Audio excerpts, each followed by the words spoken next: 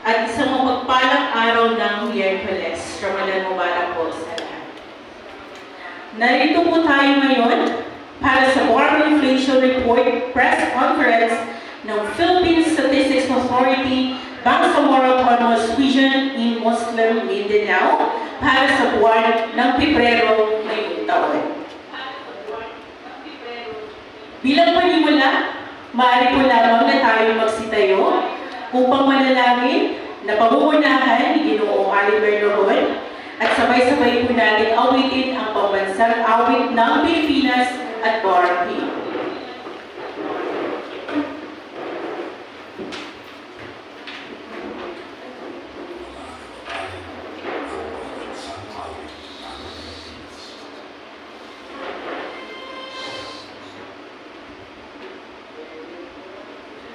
وقال ربكم ادعوني استجب لكم آمين يا الله يا رب العالمين. أعوذ بالله من الشيطان الرجيم. بسم الله الرحمن الرحيم.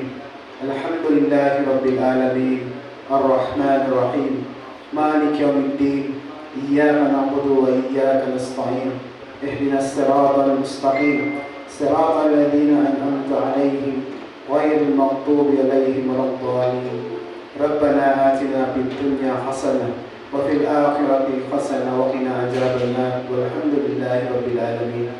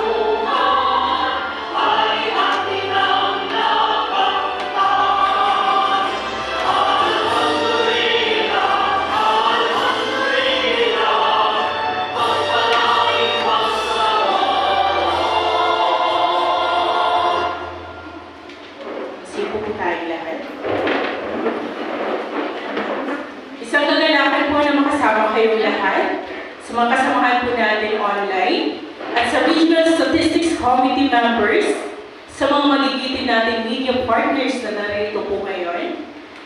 Isang karangalan po, nakasama rin po natin ngayon online, ang kasamahan po nating kawani ng PSA Central Office mula sa Price Statistic Division, PSA Board Provincial Offices, Chief Statistical Specialist, RSSO staff, focal personnel ng CPI, at sa mga butihin naming RSSO officials na pinamumunuan ni OIC Regional Director Engineer Akan G. Tula, Chief SOCD Edward Donald F. 𝐿𝐴, at Chief Krasdi Normalisa Makadadaya. Magandang umaga po.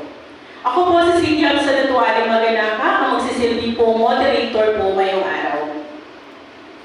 Bago po natin simulan ng press conference, pinapaalam po natin na tayo rin po ay naka-live stream sa ating Facebook page na PSA Bangsamoro Autonomous Region in Muslim Mindanao.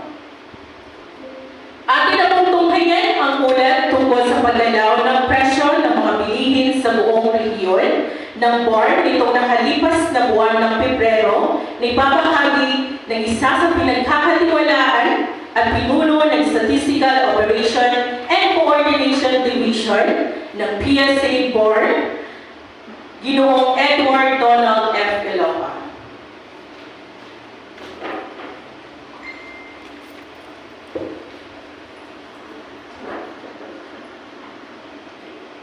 Assalamualaikum, magandang umaga po sa ating lahat.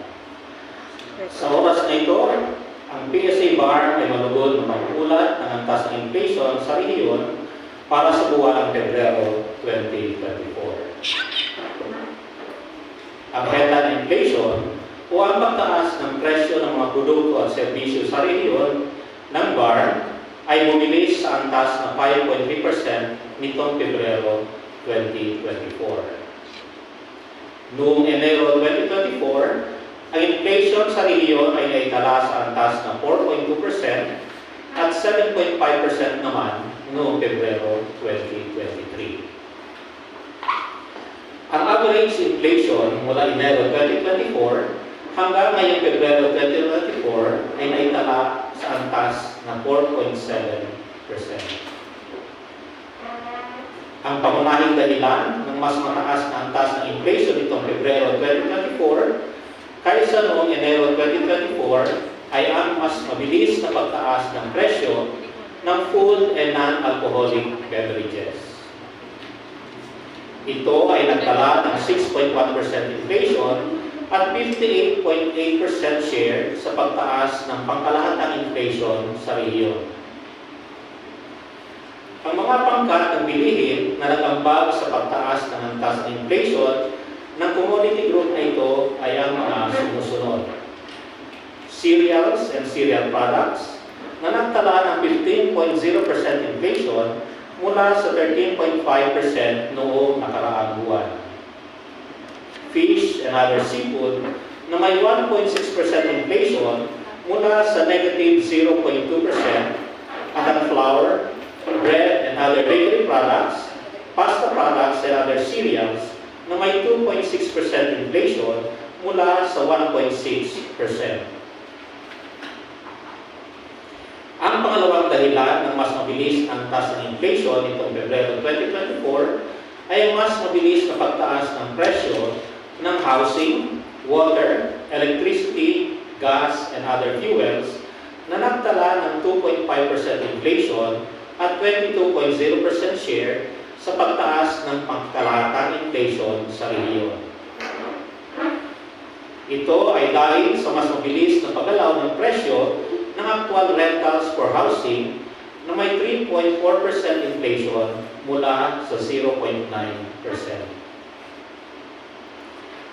Ang pangatlong commodity group ay ang restaurants and accommodation services na nagtala ng 6.7% inflation nitong Pebrero 2024, mas mabilis kumpara sa 5.0% noong nakaraang buwan at katumbas ng 8.3% share sa pagtaas ng pangkalahatang inflation ng rehiyon.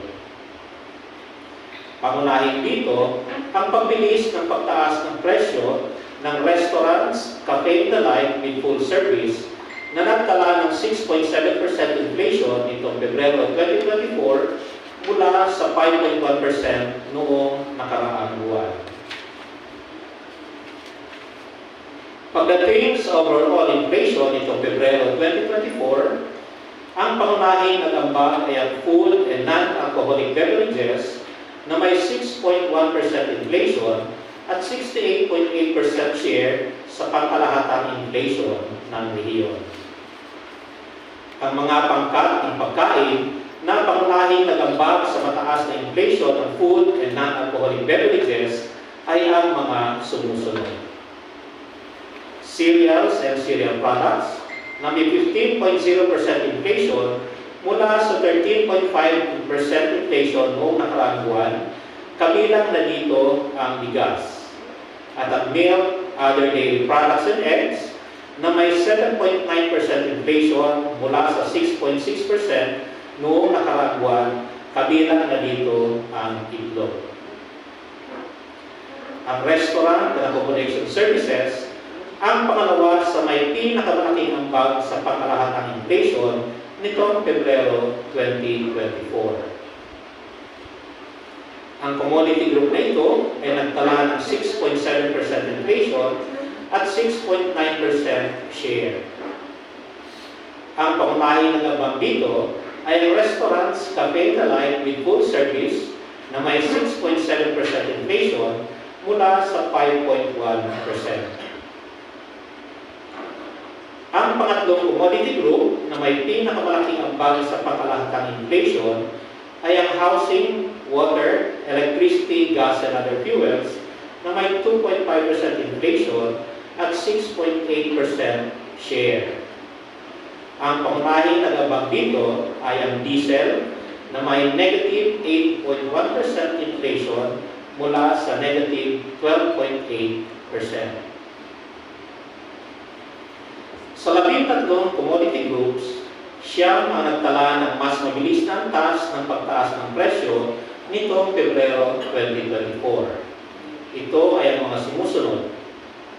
Food and non-alcoholic beverages na may 6.1% inflation mula sa 5.0% noong Enero 2024.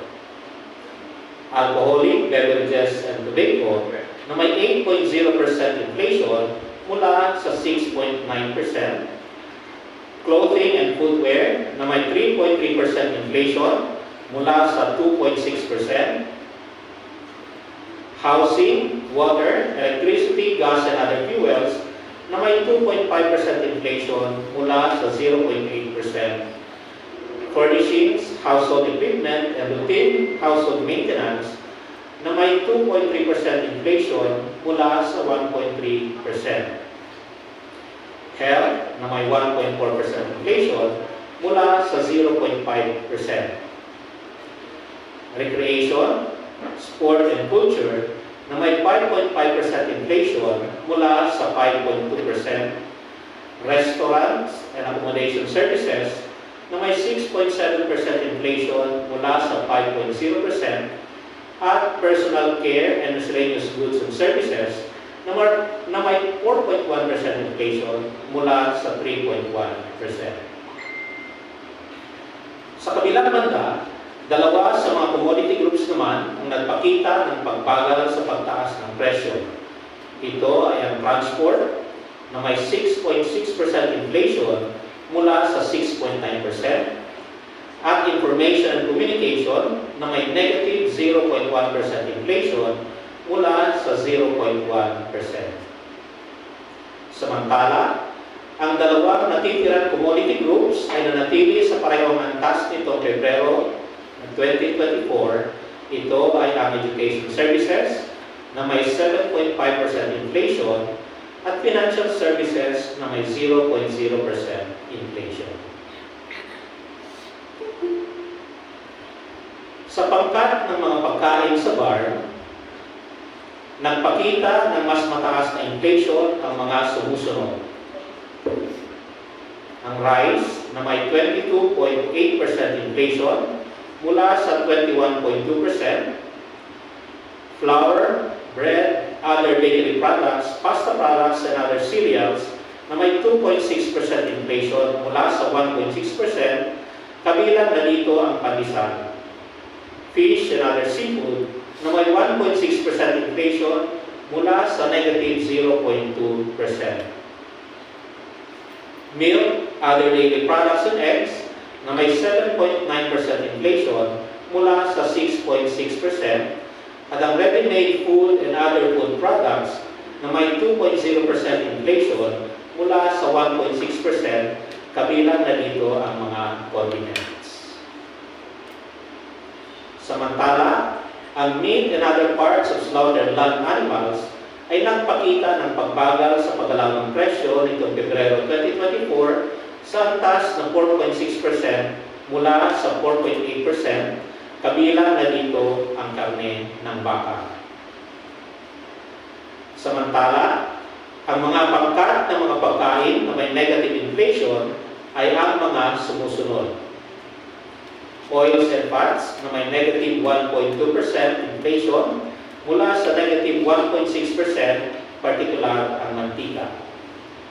Vegetables, tubers, cooking bananas and pulses na may negative 5.6% inflation mula sa negative 6.0%. Fruits and nuts na may negative 4.5% inflation mula sa negative 3.9%. Sugar, confectionery and desserts na may negative 4.3% inflation mula sa negative 3.5%. At corn na may negative 6.8% inflation mula sa negative 6.2%. Sa mga probinsya at syudad na sakop ng BAR, ang basilan ay nagtala ng mas mabilis na pagtaas ng presyo ng mga bilihin sa taas na 3.2% ngayong Pebrero 2024 mula sa 0.2% noong Enero 2024. Gayon din sa Lanao del Sur, na bumilis ang taas na 2.9% inflation mula sa 1.7%. Habang sa Maguindanao Province naman, ay nanatili sa parehong antas na 8.0% inflation. Ang Sulu ay nagtala din ng mas mabilis na pagtaas ng mga presyo ng bilihin sa antas ng 4.5% ngayong Pebrero 2024 mula sa 2.1% noong Enero 2024. Habang ang Tawi-Tawi ay nagtala ng pagbagal sa antas ng 5.6% ngayong Pebrero mula sa 6.3% noong Enero 2024. Samantala, sa Cotabato City, ang inflation ay naitala sa antas ng 3.1% ngayong Pebrero 2024, mas bumilis kumpara sa 2.3% na naitala noong buwan ng Enero 2024. Sa buong Pilipinas, ang inflation nitong Pebrero 2024 ay naitala sa antas ng 3.4%, mas mataas kumpara sa 2.8% noong Enero 2024. Kung iahambing sa inflation rates na naitala ng mga rehiyon sa labas ng National Capital Region, 12 sa mga rehiyon ay nagtala ng mas mabilis na inflation nitong Pebrero 2024 at 4 naman ang nagtala ng pagbagal ng inflation. Subalit, ang rehiyon ng BAR ang nagtala ng pinakamataas na inflation sa buwan ng Pebrero 2024. Nitong Pebrero 2024, ang inflation para sa bottom 30% income households ay naitala sa antas na 5.1%. Noong Enero 2024, ang inflation para sa bottom 30% income households ay naitala sa antas na 4.1% at nasa antas na 8.0% naman noong Pebrero 2023. Ang pangunahing dahilan mas mataas na antas ng inflation nitong Pebrero 2024 para sa bottom 30% income households ay ang mabilis na pagtaas ng presyo ng mga sumusunod na commodity groups. Ang food and non-alcoholic beverages na may 6.0% inflation at 69.2% share. Ang housing, water, electricity, gas and other fuels na may 2.7% inflation at 11.3% share. At ang restaurants and accommodation services na may 6.6% inflation at 8.2% share. Ang monthly data ng inflation para sa all-income households at bottom 30% income households ay inyong makikita sa website ng PSA. Maaari itong ma-access sa mga links o sa pamamagitan ng pag-scan ng QR codes na nakapaskil sa screen. At dito po nagtatapos ang aming paglalahad ng antas ng inflation o ang pagtaas ng mga presyo ng mga bilihin at serbisyo sa rehiyon ng BARM para sa buwan ng Pebrero 2024. Ang Philippine Statistics Authority BARM ay lubos na nagagalak sa inyong paglahok sa buwan ng press conference na ito patungkol sa inflation ng ating minamahal na rehiyon ng BARM. Muli, marami pong salamat at magandang umaga sa ating lahat. Sa ating Facebook page ng PSA BARM. At bago po yung lahat, ang inyong mga katanungan, maaari po lamang na banggitin ang inyong mga pangalan at inyong mga tanggapan. Yes po, sa ating media partners. Assalamualaikum warahmatullahi wabarakatuh.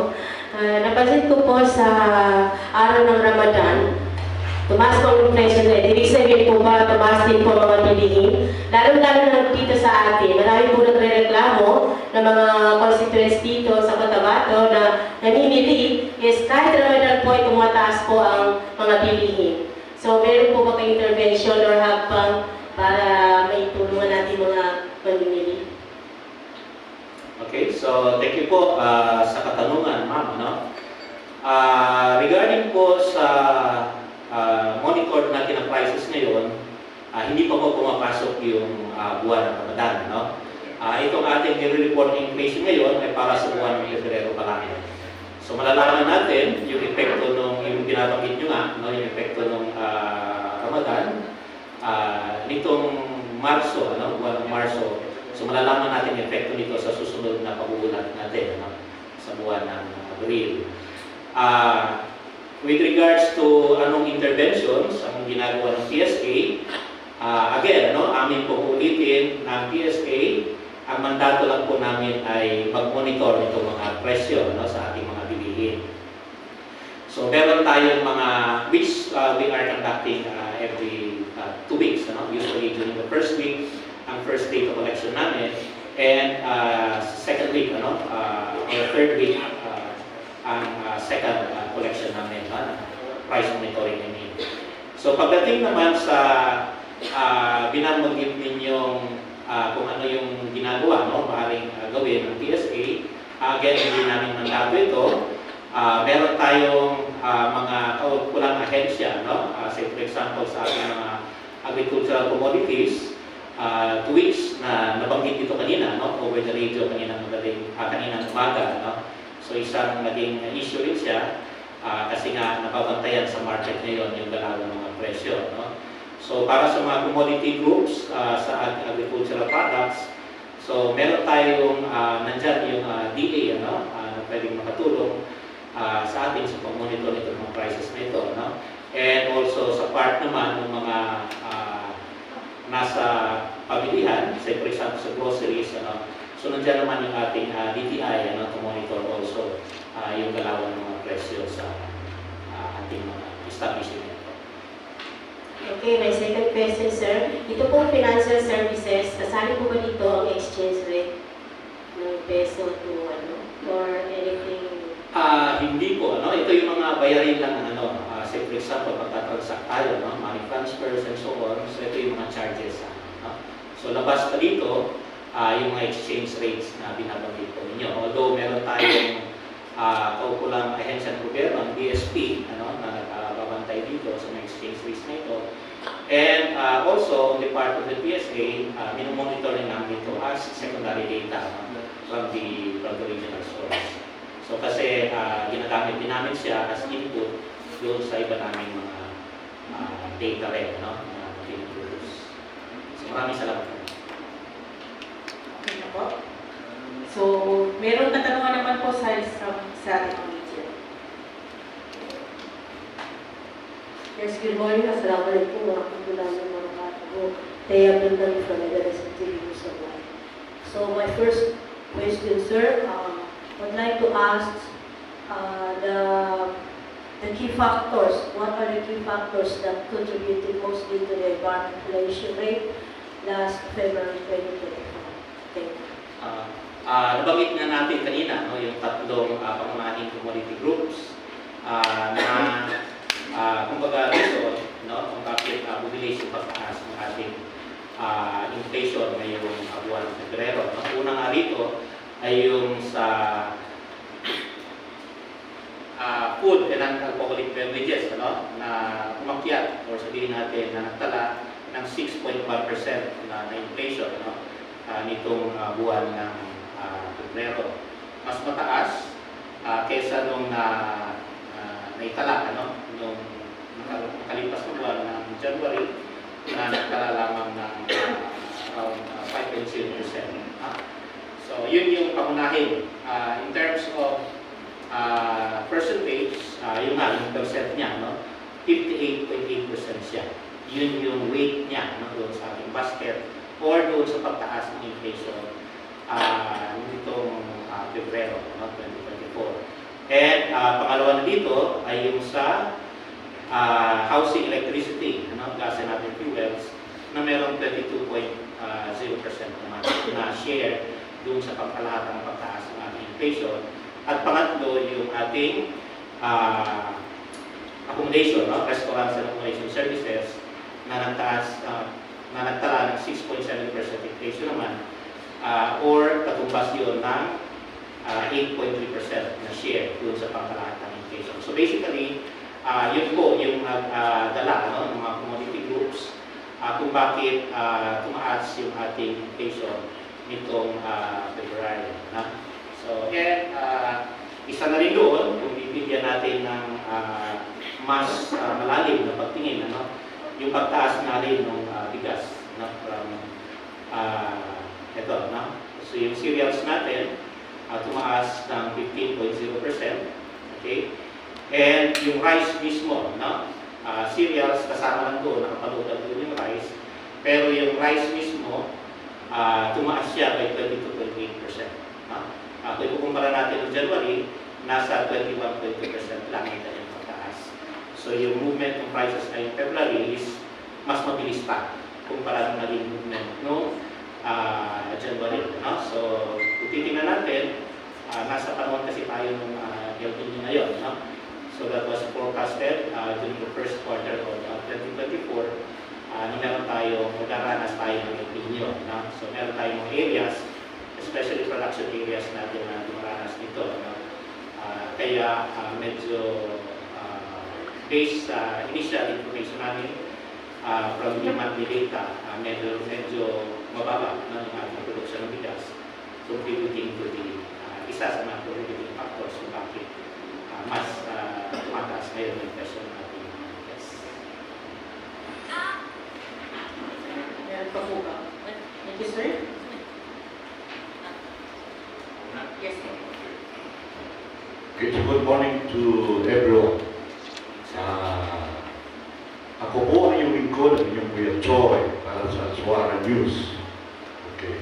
Napakasimple lang po na mag-intindi ng word inflation. So, ang bilis na pagtaas ng presyo ng mga bilihin. So, in all activities we have, merchandise or sa trabaho natin, we also apply the law of supply and demand. So as we need, pag kunti ang supply, nagmamahal ang presyo. Pag marami, barato, okay, mura. So, na-observe ko lang po, in every month's time natin, na tinatalakay ang inflation report natin. How long will go for that na will come to the end point of adjustment, proper adjustment sa inflation, implement sa commodities, sa trabaho, and all merchandise we have na binibili. So, yun lang po ang simpleng pag-intindi ko sa tawag na proper adjustment and how long it will come to end to have the level of the inflation. Thank you po. Okay. So, maraming salamat sa tanong, Mr. Choi. No? Suki namin, sumasuki din namin dito sa ating buwan ng programa. No? So, sa inyo pong katanungan, paano po control? Ano? Hanggang kailan ba natin? Okay. So, medyo siya na tanong, sir, no? Isa lang yun sa kadahilanan, o isa lang yun sa mga dahilan, yung ating law of supply and demand, no? But that's basic economics 101, no? But then there could be other factors affecting itong ating inflation, no? Or yung presyo ng mga bilihin at serbisyo sa ating komunidad, no? Or sa ating locality. Isa na dito, pwede yung mataas na presyo, no? Ng produktong petrolyo. Okay? Alam naman natin lahat, no? Na lahat nitong mga goods nito, itinatransport natin, no? So, meron talagang epekto ito, no? Doon sa natin, sa goods natin. And also, itong mga celebration na ganito, no? Katulad nung sa Ramadan. Okay? Or kung December, meron tayong mga malamang celebrations, no? So, hindi naman sa sinasabi natin sa tinitake advantage ito ng ating mga negosyante. But then, of course, due to it all boils down din sa demand. Okay? Mataas ang demand during those times katulad nito. So, kaya tumataas din yung natin, no? Yung ating presyo. Again, hindi lang siya supply and demand, but there could be other factors there, no? So, kaya nga pagdating sa ating BSP or sa ating mga economic managers, it's a, sabihin natin, it's a balancing act, no, for them. Paano ba ma-maintain itong ating inflation na hindi siya kumakawala, no? Hindi siya masyadong mababa, hindi naman siya masyadong kumakawala, no, na masyadong mataas na nakaka-apekto doon sa purchasing power ng ating mga consumers, no? So, kaya nga sinasabi sa ating economic managers, no? So, ang target nila is to maintain itong ating inflation somewhat from 2% to 4%. No? Yun yung idea. Hindi naman pwedeng 0%. Ibig sabihin, walang galawan sa presyo. No? Hindi naman pwede sabihin 10% or 20% kasi masyadong mataas naman yun. Hindi kakayanin ng ating mga mamimili. So, ayun, nandun tayo sa range na yun, no? Ideal o yung target na range na yun, na between 2 to 4%. No? 6% maybe, kung pwede siya, o 5 to 6%. No? So, but then, the government has to do something para naman mabawasan pa, no? Itong mga paggalaw na ganito, bilis na paggalaw ng ating mga presyo sa ating bilihin. Kasi nga, again, it all boils down din doon sa capacity ng ating mga consumers, no? Sa pag-avail o pagbili nitong mga goods and services dito. Okay po, thank you sir. And thank you po sa ating media. Bago pa tayo mag-continue, may katanungan po sa online from the Moropreneur Incorporated. Ano ang inaasahang epekto ng mga antas na inflation na ito sa paglago ng ekonomiya at antas ng kahirapan sa board? At follow-up question niya po, ano ang epekto ng inflation sa employment sector, particular sa agrikultura at pag-ingisda na pangunahing industriya sa board? Okay. So, una, epekto sa ekonomiya. No? So, alam naman natin na yung ating mga establishments, they venture into business. Ang pinaka-motive ng driver nila is to earn profit. Pero we have naman the appropriate government agencies na nagbabantay naman, no, na itong pagpa-profit na ito, itong mga kumpanya na ito, is within certain limits. I mean, hindi siya masyadong mataas, ano, na to the detriment naman ng ating mga consumers. Okay? Kasi it's given na. Magbibusiness talaga yung isang negosyante for a profit. So, a margin, we have the DTI, ano, meron silang control ng margin in terms of retailing, ano, just to situate na exceeding bounds of the requirements of the law. No? And as to the poverty, ano naman, as to the effect nito, no, sa poverty situation, we all know naman, no, sinasabi natin, kapag tumataas ang presyo ng bilihin, tumataas, no, I mean, as measured by the inflation, nai-erode naman o lumababa naman yung capacity ng ating mga constituents to buy their food, no, or especially the basic needs, the basic requirements nila, no. Kaya nga kailangan bantayan ito ng ating mga kaukulang ahensya, no, ng gobyerno na mapanatili, ano, sa mas mababa o sa mas mababang inflation rates para naman hindi masyadong ma-erode yung ating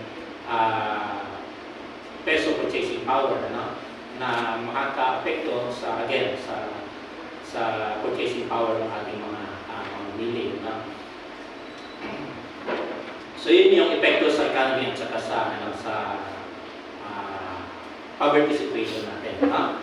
So again, this is in terms of prices. So kapag na-erode yung capacity ng ating mga consumers to buy, then magiging ano din yun, result din yun, no? Nung kanilang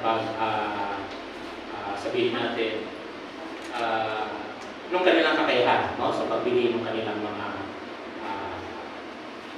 necessities sa buhay, pagkain, or shelter, no? Or yung kanilang mga damit, no? And other basic necessities. So may epekto yun somehow, or doon sa ating poverty situation, no? And kaya nga, isa ito sa nagiging sukatan din ng ating mga ahensya ng gobyerno, no? Particularly ng ating DOLE o ng ating RTWPP, ano? Doon sa mga wage adjustments. Kung kailangan na ba, no? Checking or looking into the purchasing power of the peso, masyadong ba siyang mababa? That would warrant na baka pwede na nating pag-aralan kung pwede nang itaas, no? Yung pasahod natin sa ating mga pagkakawa. So isa ito, no? Isa itong indicator na ito, isa itong statistics na ito na nagiging input doon sa exercise na yun, no?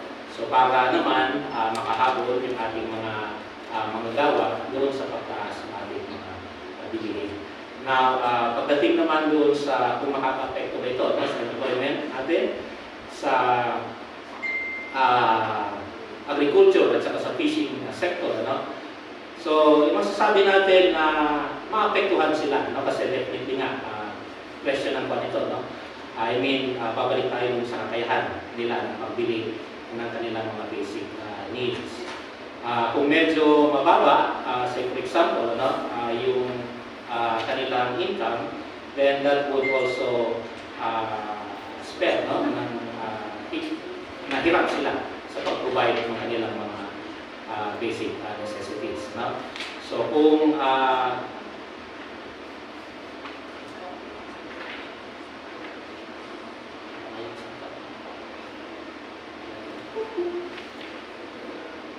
okay, okay na ba yun ang aking sa mga katarungan? May follow-up question pa po si The Moropreneur Incorporated. Ang mga datos na ito ay napakahalaga at kailangan na masama sa mga policies at programming ng LGUs. Sa tingin po ba, isinasama po ba ng mga local na pamahalaan data at analysis ng inflation sa kanilang pagpaplano at budgeting process at paano nila ito ginagawa? Maraming salamat sa pagtugon sa aming katanungan. Okay, so maraming salamat po sa The Moropreneur Incorporated. With regards naman sa paggamit itong datos na ito, pinipresent o inihahayag namin ito sa katulad nga ng mga programang ganito, itong monthly press conference natin, ipinaparating natin sa publiko, hindi lang sa mga local government units or hindi lang sa ating mga iba't ibang ahensya ng gobyerno. Itong mga datos na ito sa kadahilanan or sa intensyon na magamit itong mga datos na ito para sa kanilang paggawa ng mga proyekto at programa. Kasi in the end, sabi natin, nakaka-apekto ito sa kabuhayan ng ating mga constituents. And so marapat lang na makonsider din siya sa mga programa at proyekto ng bawat ahensya, including na rin yung ating mga LGUs. At isa rin sa ating mga future activities, siguro umpisahan by next month, inaayos lang namin yung ating mga probinsya na magkaroon na rin ng kanilang sariling press conference patungkol sa inflation rates ng kanilang mga probinsya. Para nang sa gayon, mas may lahat natin ng gusto itong mga statistics na ito sa ating mga stakeholders. Maraming salamat. Thank you po. Maraming salamat din po sa TMI sa inyong mga katanungan. So mukhang naka-raise hand po kanina si Ma'am Hasna Adam.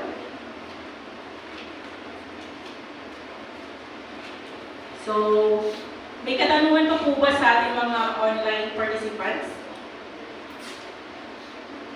Kung wala na po, dito po tayo sa ating partner media. Good morning, I'm Ella Dayawan from the UPFM and Boses ng Kapayapaan. My question is, bakit po hindi pa po nahiwalay yung Maguindanao Province? We have Maguindanao del Sur and Maguindanao del Norte para po dito sa data ng inflation. And bakit consistent ang Maguindanao? Masyadong mahal, masyadong mataas yung inflation sa probinsya. Salamat po. Okay, maraming salamat. So yung ating pag-iwalay ng ating statistics o mga datos para sa Maguindanao del Norte at Maguindanao del Sur, nasa pipeline na po siya. Ay sasaayos siya ng opisina, okay, para later magkaroon na talaga ito tayo ng iwalay na statistics para sa Maguindanao del Norte at Maguindanao del Sur. Siguro sooner or later, magkakaroon na tayo ng hiwalay na lupot. But currently, on the pipeline siya.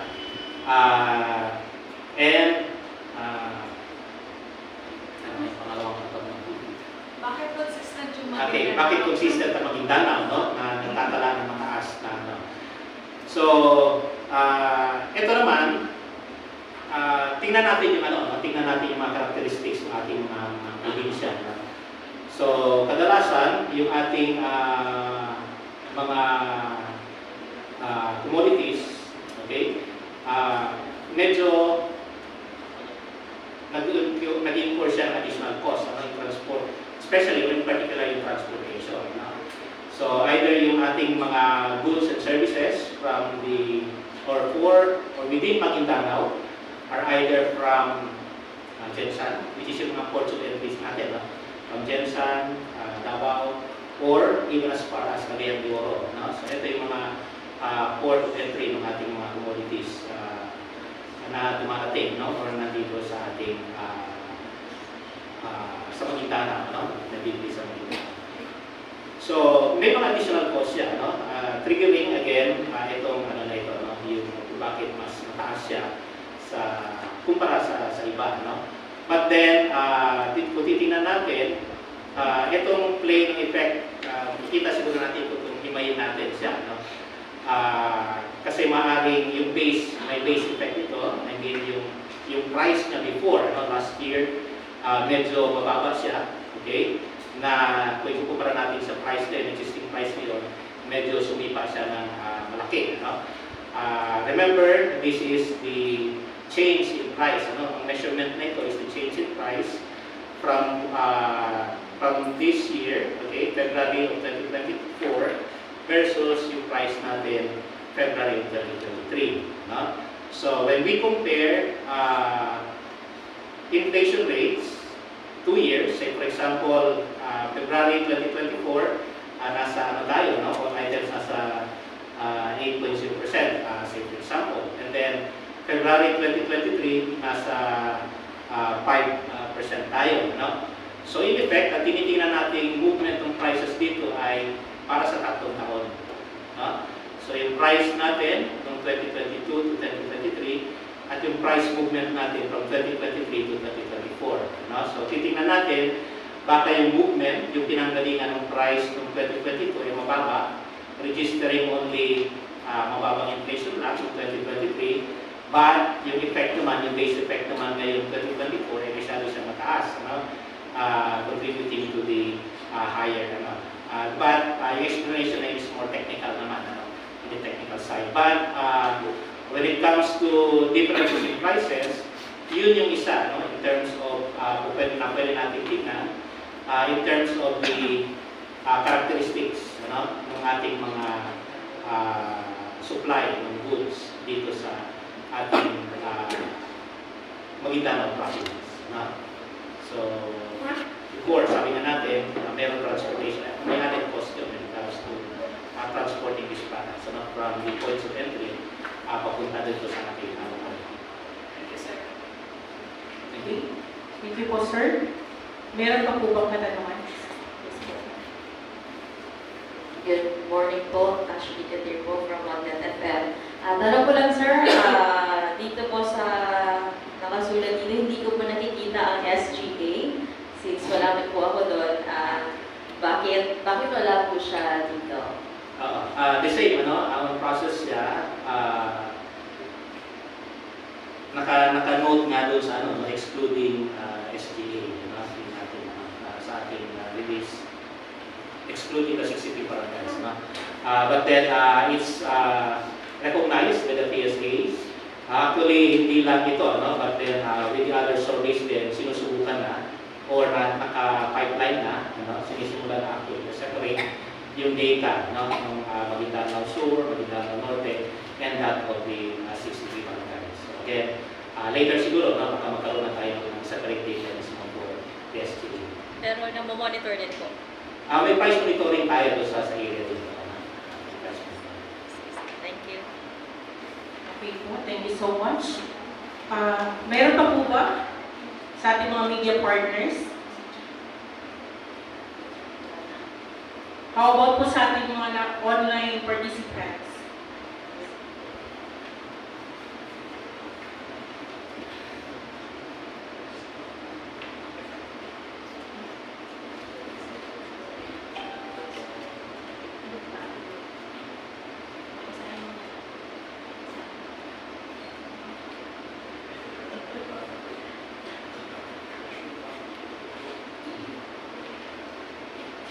Okay, kung meron pong tanong sa ating online participants, from Kasan Yusuf Jr.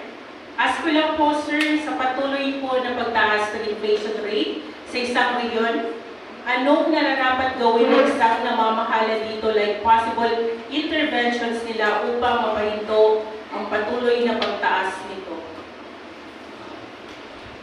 Okay, so thank you very much, Sir Casano, for that question. So again, it would depend doon sa ating mga stakeholders, in particular doon sa ating mga ahensya ng gobyerno na mayroong stake pagdating sa mga pagtatala nitong mga presyo nito. Say for example, sa ating fares, sa pay rates natin, meron tayong nandyan yung ating LTFRB, na nagtatalaga ng mga pamasahe pagdating sa land transport natin. I think sa marina, doon sa naman, sa water transport. And when it comes to sa prices naman ng commodities natin, so we have the DTI na nag-lead naman sa price monitoring nun. So, pagdating sa pagdating kasi sa movement ng prices, again, it depends on many factors. Say for example, sa ating agricultural products, we have the DA with their various programs and projects addressing the sufficiency ng ating production when it comes to production ng ating mga cereals, when it comes to production ng ating mga meat, poultry products, and as well as yung ating fish. Okay? So, BIFAR also is with them or with us. Meron silang mga kanya-kanyang programa, no? Na para sabihin natin more or less in terms of supply, in terms of production natin, itong mga goods na ito, nasa lang siya, tama-tama siya to meet the demands ng ating mga constituents. No? So, pero, katulad nga nito, no? Meron tayong mga hindi inaasahan, katulad nito 𝐿𝐁𝐸, no? O La Niña, yung mga pagbaha sa mga panahon na ito. No? So, lahat ng ito nakaka-apekto sa produksyon natin, no? To which hindi natin hawak 100% yung situation. No? Although, meron tayong mga mitigating factors, no? Mitigating programs and projects. Say, for example, alam naman natin, no? On the case of this El Nino, last year pa forecasted naman ito, no? That by the first quarter, or even as late of 2023, up to the first quarter of 2024, daranas tayo, no? Ng El Nino sa Pilipinas. No? So, knowing those trends, no? Or knowing those situations sa darating, so I'm sure nakapaglatag na yung ating mga concerned agencies kung paano ma-minimize yung effect nito, no? In terms of stabilizing the prices, in terms of stabilizing the supply, no? Of the rice, no? In the market. So para may maibsan, no? I mean, kung meron mga effect, hindi siya ganun kalaki yung maging epekto niya sa supply natin sa market. So, mga ganun ano po, no? Sir Kasana, no? Yung mga proyekto na pwedeng gawin, no? Ng ating mga, I'm sure, nandito naman, no? Kasama natin ngayon on time, yung ating mga stakeholders din, no? Na pwede rin maglahad ng kanilang mga proyekto with regards to their operations or mandate as agency patungkol sa usapin dito. No? So again, nandyan yung ating BPDA, okay, setting the directives, the plans, no? Setting the footprints, setting the plans natin, looking forward, no? On how to address these concerns. No? And in terms of market naman, so we have also the DSP, no? In terms of controlling the rates, sa lending, okay, sa financial side. And also, yung ating other agencies, mandated, say for example, those, the NBI, or those looking after the, yung mga natutunan, okay, mga economic saboteurs natin. So, makakatulong din yun para sabihin natin again, to maintain the supply sa market. And even the ordinary ng mga tao, makakatulong din. Say for example, huwag tayo mag-panic buying. Kasi pag nagpa-panic buying tayo, the tendency would be, it would restrict the supply in the market, no? And the tendency would be to drive up the prices. So ano lang, normal ways of buying these commodities para hindi naman ma-restrict the supply sa market and prevent also the escalation of prices nito mga commodities. So ayun po, pwedeng magawa ng various stakeholders natin. Again, ito lang ay sagana namin lang, but again, meron talagang mga programs and projects ating mga stakeholders. So, if they are available, then we'll also invite one or two of them siguro to share kung ano yung mga proyekto nila, programa nila patungkol sa usapin. Thank you. Salamat po, sir. Meron pa po ba tayong ibang katanungan? Very casual. Hindi kayo mga suggestion po. Ma'am, Yes, sir. Okay, sir. Dr. Ricardo na lang ito. So, it cannot be denied na how our economic managers, with their all expertise, having this best report, their best effort to have this report on inflation. So, ang gusto ko lang sila malaman, how easy is the situation to gather reports from our stakeholders or sources of this reporting? Again, sir, this inflation rate is purely the work of the PSA. So PSA ang nagagather ng data. Again, is different from the report of the GSP. So the inflation report actually is the mandate of the PSA. So ang PSA, to come up with the report, nagagather tayo ng data. So twice a month, again sabi ko nga kanina, during the first month, meron tayong number of days, gathering data dyan. And then meron tayong visit around the third week naman ng buwan. Bibisitahin namin ulit yung mga outlets natin to gather itong mga prices na ito. And for the case ng ating mga petroleum products, weekly meron siyang movement, di ba? So every Tuesday meron siyang adjustment. So every Tuesday, Wednesday, Tuesday, kapag meron announcement ng adjustment, nag-monitoring kami sa mga stations, sa mga gas stations to get the price movements. So lahat na ito, ginagawa ng PSA itong pag-gather nitong data na ito ng prices. And then, yun nga, meron tayong last year's formula na tinatawag to compute for the index. So from the indices naman, mag-compute natin ngayon yung inflation, yung inflation rate na nire-report natin monthly. Okay? So, ganun po yung Again, ulit namin, itong reporting natin ng inflation rate is purely the mandate of the PSA. Yung sa ating financial managers naman, ginagamit nila yung data natin na as input doon sa kanilang decision making. Kailangan itaas, kailangan pang i-maintain lang yung lending rates natin in terms of rates, in terms of monetary policies. So, nagiging pasihan lang nila yung ating inflation rate. Hindi sila gumagawa ng sarili nilang rates. So purely it's the work of the PSA, magiging input lang siya doon sa kanilang decision making. Galing. Thank you, Sir Edward. Thank you rin po, sir. So, another message sa ating from our online participant po, si Sir Kasan. Thank you po, sir, sa very clear na sagot po. Ramadan Mubarak po sa lahat. Thank you rin po, sir. Thank you, sir. Meron pa po bang katanungan or any clarifications po? Kung wala na po, dyan po nagtatapos ang ating open forum. Kung meron pa po kayong gustong linawin o karagdagang katanungan, maaari niyo pong ipadala sa email address ng opisina rsso.bar@psa.gov.ph. Ulitin ko po, rsso.bar@psa.gov.ph.